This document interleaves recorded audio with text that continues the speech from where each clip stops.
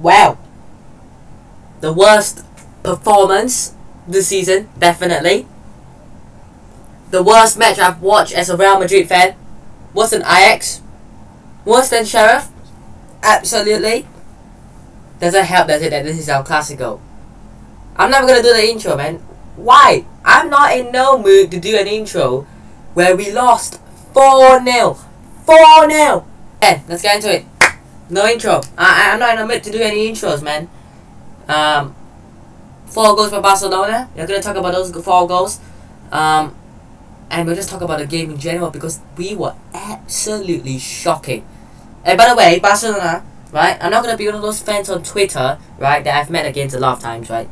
I'm not gonna be one of those people who is like, you know what? I'm salty. You know, they don't deserve it. It's only because there's no Benzema. It's true we don't have Benzema, but Barcelona played incredible, right? They played incredibly under Xavi. Fair enough. You deserve the win, right? But this is a Real Madrid channel, okay? We are not gonna sit here talking about the goods of Barcelona. We'll be talking about the bads of Real Madrid. So Barcelona fans, just click off this video. But all I want to say is, good job. You know, you guys did really well there. But let's talk about the first goal. Aubameyang. When it's Nacho running against Dembele, it's over. No Mendy, no party, eh? Dembele. You know, anyone could dribble past Nacho in it. Sends a ball in, Aubameyang with the header. Okay, 1-0 down. I was like, okay, we score one more, or we'll do something. You know, 1-0 down isn't the worst. 10 minutes later, from a corner, Dembele sent in the corner on his right foot as well. Araujo scores. Yeah, from a corner.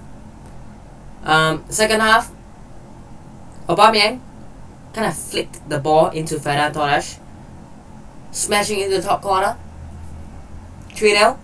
At that point, I was like, whatever, man. We're gonna get smashed. We're gonna lose 4 or 5-0. At that point, I was like, whatever, you know, whatever. I don't care. So I just clicked off, and it was morning for me as well. So I was like, you know what? I don't care. You know, it was on a Monday morning, and I was just like, I don't care. And then a few minutes later, you know, Aubameyang scores again.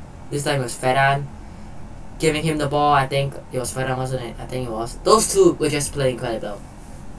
Aubameyang and Ferran Torres. I don't know why Ferran Torres didn't get that credit. Everyone's talking about Aubameyang. But Ferran Torres, can I tell you what a good player it is? What a good signing. Was it 50 million euros they paid to Manchester City or something like that? What a signing. That is really, really, really good signing.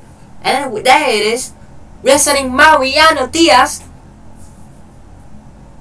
We're signing Mariano, and we're giving him long contract. We're giving him crap ton of money, and now he doesn't want to leave. He's just saying, I will chill here. I don't want no money. I don't want to leave, sorry. I want the money. I don't need no game time. I'll just sit on the bench. You know, I will get, what? I don't know how much he earns. 200k a week? Probably, you know. If he wants to play with this, if the club wants to play with this, I'll take it. You know, why would I join another club? Let's say if there was a club interested in, right? Let's say a Lille, for example, right? A Lille. They say, we are willing to pay you, like, let's say 10 million for Mariano, right? But the problem is his wages. He doesn't want to cut down his wages. We're not going to go that high for him. How are we going to sell him? How are we going to sell Mariano? I don't know. We were playing Modric and Valverde at striker in a 4-2-4 formation. I think it was Vini and Rodrigo. Rodrigo came off for Asensio in the end. But what's the point? I feel bad for Asensio for coming on. What could Asensio have done? We were 4-0 down. What could Asensio have done? Score 4 goals? Score 5 goals? We really think so, huh? With 20 minutes to go. Vini had one of his worst games of the season. I understand why Alves didn't play. With that pace, he could do nothing. And that little dive, I don't even want to get into it because all players does that. Let's be honest, right? Not all players does that. Not every single player, who attacking player at least, even defensive players, have dived before, right? So Vini's not the only player in the world who has dived. You know, I'm not gonna get to it because it's not the relevant part. It's not because, oh, he died, we get a penalty, we won. It's not that part. It's not that part. We're not gonna get into it. I'm trying to think. We played Valverde and Modric as striker. Cruz came on for Camavinga in the first half. We were 2-0 down in the first half. What was the point bringing Camavinga on? Not as if he could have done anything. I think at points Casemiro was playing like a centre back. Nacho was having the worst game of his life. Carvajal was playing crap. Lucas came on. What's the point? You know. Militao and Alaba. I said this in the last Real Madrid review or the last few Real Madrid videos. They are the best duo in the world. Or not in the world, maybe not in the world, but in Europe at least, in the top 5 leagues. Best centre back duo.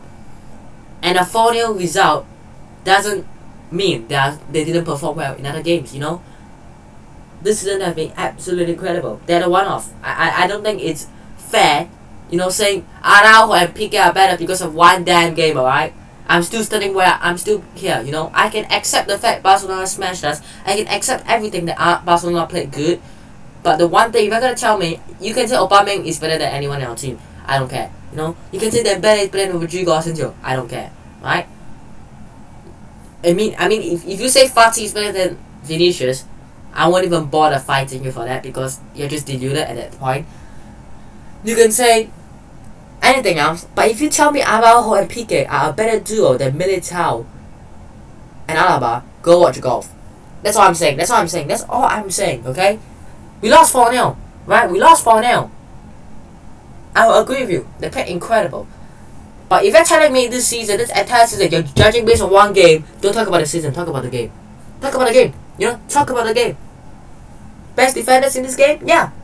Piqué and Araujo. Courtois was the best player for us. We consider 4 goals and him and Valverde are the 2 best players for us. Courtois. 4 goals conceded, and it wasn't his fault, but he conceded 4 goals, and the fact that he is the best player tells you a lot, doesn't it? And Barcelona fans don't want to hear, oh, this Benzema, this Mendy complain. It's true. Benzema and Mendy might not have helped us in that game. We might have still lost 4-0. We might have still lost 4-0. I'm not saying, oh, Benzema and Mendy, they play, we're gonna win 10-0. I'm not saying anything like that. I'm not saying that. But did you watch Dembele against Nacho? Mendy wouldn't have had that against Dembele. Benzema. We had no strikers. We had Jovic, Hazard, Bale, Isco, attacking options, right? And they might have been the best attacking options. But they are attacking options. You're playing Modric, who is 36 at striker. And Modric was tracking back. Modric was tracking back. And people were applauding Modric for tracking back. Actually, yeah, in the stadium. We were 4-0 down, Modric was tracking back, and people were actually clapping their hands and being like, let's go. Is that the state of this game? Well, that was the state. Courtois, letting 4 goals, best player. Modric, track back when you're 4-0 down, getting clapped. Oh my god. Once again, I'm going to say this again, Barcelona absolutely deserved it. You know, I would rather us lost 4-0 and know that we are not as good as Barcelona without Benzema and Mendy. Again, I'm going to say this because it might not have changed the scoreline. It would have changed the result in my opinion. We might not have lost 4-0. We might have lost 3-1, 3-2, 4-2, you know, 4-1. I feel like we could have scored at least 1 goal with Benzema. Oh, we might have won. We might have won. But I'm not going to say we will win or we would have won. I'm not going to get into the if, you know. If we had Benzema, if we have Mendy. But I'm not going to get into the ifs. No if or maybes. We only do absolutes. But, I mean, the fact that Benzema is not here and we are literally getting battered. Absolutely. And people are saying, you have Benzema, you know, why bring in Haaland, he's doing well. Because if Benzema isn't playing, who do we replace him? Jovic, Hazard, Bale, Isco. You genuinely think one of those players that I just mentioned would replace him? I'll rather sign Haaland, rotate them two, and at least know that if Benzema isn't available, have Haaland as an option. I mean, that sounds ridiculous. But if I don't have Haaland available, I have Benzema. Have a bit of rotation. That's what big clubs do. Liverpool, look at the front line. Do you think Mane is happy sitting on the bench? Firmino's on the bench at times.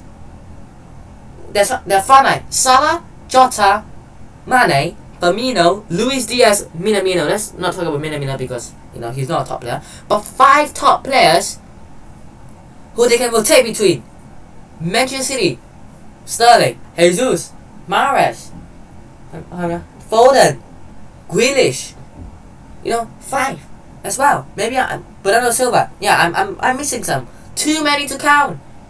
Let's not talk about United because they're not doing well, right? Well, who is in third? Chelsea. I mean, Chelsea are doing in third because they have a good defense. But these top teams have a lot of options to rotate. They are good options, by the way. I'm not just saying options. I can name you 10 options at Real Madrid who aren't even good. Vini, Benzema, Asensio, Rodrigo. Right? But where's our proper number striker backup? Who's our striker who can back up the Benzema? No one. Left wing no back up to Vini? No one.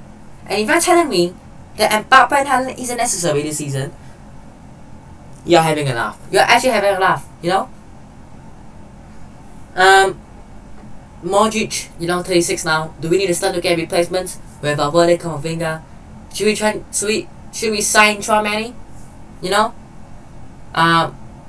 Chris and Casemiro had awful games. The entire team had awful games, to be honest. Even if I say Courtois and Valverde were the best players, they had awful games, Nacho, I'm sorry, you'll never be at that level.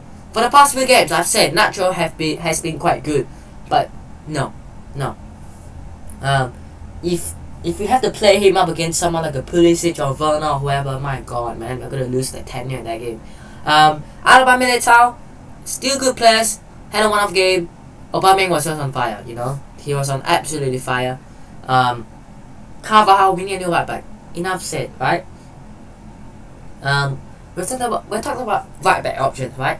No way PSG are gonna sell Hakimi unless Mbappe leaves, because from what I read, Hakimi's future will be, let's say, he'll be a bit unsure about his future because he doesn't get along well with the South American players, I think. I think Mbappe and him are really good friends. So, if Mbappe joins Real Madrid, will Hakimi say, "Oh, I got a good friend there. I know this club.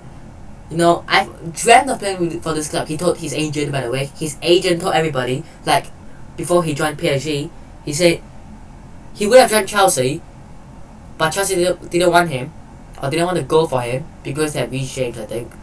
And he wished to play for Real Madrid one day, to return to Real Madrid. Why not try it? Why not? I know PSG aren't gonna sell because our relationship with them aren't good, right? But why not try it? He might force for the move, anything can happen. Then you got Pedro Porro, good attacking fullback, but defensively not too sure about that. Haven't been watching him. I'm gonna try to look and watch some of his highlights later on to like look at how he's playing, like an analysis. So if you look at our team, right, goalie is fine. We might need a new centre back, but we don't know where to fit him in. Mendy and a new right back. A new midfield. Hopefully Tchouaméni comes in with Valverde and Camavinga. And then Mbappe, whether Haaland, because Haaland will stay at 3 seasons at his next club, let's be honest, right? So if he goes to City, 3 years there. If he comes to Real Madrid, 3 years here. To be honest, I might even just say, go to City, 3 years, and then when Benzema's at 37, replace him. But do we think Benzema can stay until 37? Absolutely not. Vini is fine. Mbappe, if he comes in on the right hand side, fine. He might not prefer to play on the right hand side, but what can we really do, to be honest? So that's, for me, it will be the team for the future. But for the present, we gotta work on this. Now it's an international break for 2 weeks. Then you got Celta Vigo. Then you got Chelsea. I believe it's at home, it's at home, isn't it? So yeah, big games. How are we gonna beat Chelsea if we can't beat Barcelona? And no disrespect to Barcelona, but the performance itself, the way we performed against them. Are we going to be able to beat Chelsea like this? No. I would say though, with what's going on at Chelsea's football club at the moment, it's not a good thing for them. Doesn't help them. But it's very interesting. We can still beat them. Yes, we can beat them. But will we? And that is the question. Oh, we can say we can say the word we can. But will we? Is the question we have to ask instead. But hey, that is going to be the end of today's Real Madrid review. Hope you guys have enjoyed today's Real Madrid review. Hit the like button if you guys did. Subscribe to the channel if you guys aren't already. And I'll see you guys in the next one. Peace.